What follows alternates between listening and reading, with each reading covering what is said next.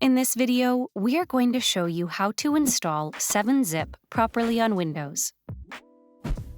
Head over to the official 7-Zip website, identify the correct version for your system.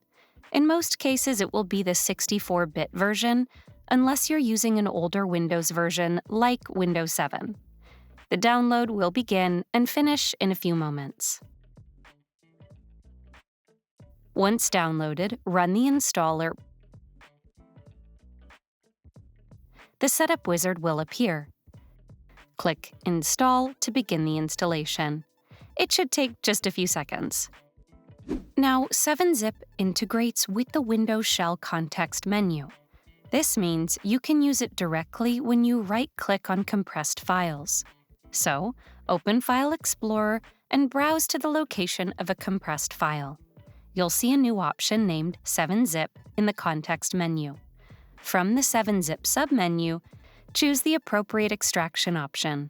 We have selected Extract here. That's it. You now have 7-Zip installed and ready to use.